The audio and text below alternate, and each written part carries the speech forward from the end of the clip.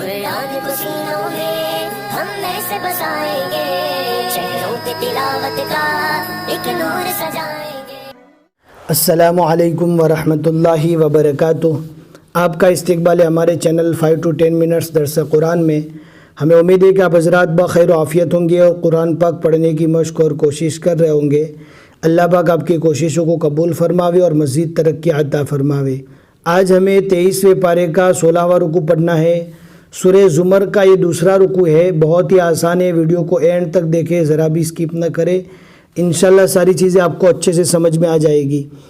اعوذ باللہ من الشیطان الرجیم، بسم اللہ الرحمن الرحیم۔ قل یا عباد الذین آمنوا اتقوا ربکم للذین احسنوا فی هذه الدنیا حسنہ وارض اللہ واسعہ انما یوفی الصابرون اجرهم بغیر حساب۔ قل انی امرت ان اعبد اللہ مخلصا لہ الدین وَأُمِرْتُ لِأَنْ أَكُونَ أَوَّلَ الْمُسْلِمِينَ۔ قُلْ إِنِّي أَخَافُ إِنْ عَصَيْتُ رَبِّي عَذَابَ يَوْمٍ عَظِيمٍ۔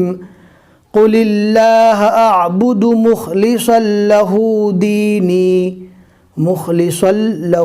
دِينِي فَاعْبُدُوا مَا شِئْتُم مِّن دُونِهِ۔ قل ان الخاسرین الذین خسروا انفسهم واہلیہم یوم القیامہ الا ذلک هو الخسران المبین۔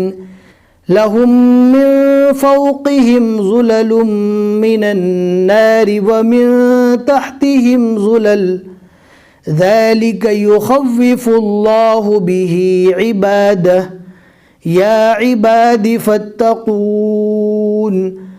والذین اجتنبوا الطاغوت ان يعبدوها وانابوا الى اللہ لهم البشرى فبشر عباد الذین يستمعون القول فيتبعون احسنہ اولئک الذین ہداہم اللہ واولئک هم اولو الالباب۔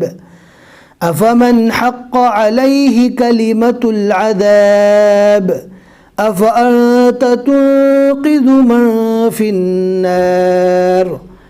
لیکن الذین اتقوا ربهم لهم غرف من فوقها غرف مبنیۃ تجری من تحتها الانہار وعد اللہ لا یخلف اللہ المیعاد۔ اب دیکھ سکتے ہیں یہاں پر ایک نشانی ہے، اردو میں جس طرح 5 لکھا جاتا ہے اس طرح کی یہ نشانی ہے، عربی میں بھی 5 اسی طرح لکھا جاتا ہے۔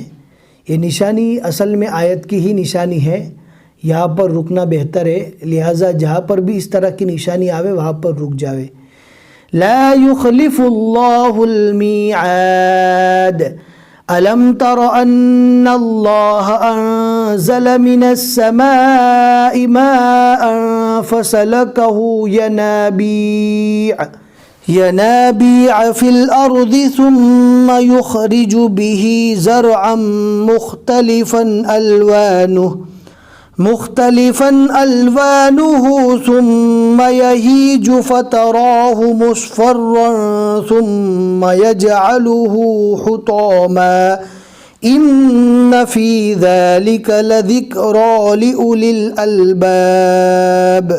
صدق اللہ العظیم۔ الحمدللہ 23ویں پارے کے 16 رکوع یہاں تک مکمل ہو چکے۔ آج کے رکوع میں ہم نے 12 آیتیں پڑھی اور یہ رکوع سورہ زمر کا دوسرا رکوع تھا۔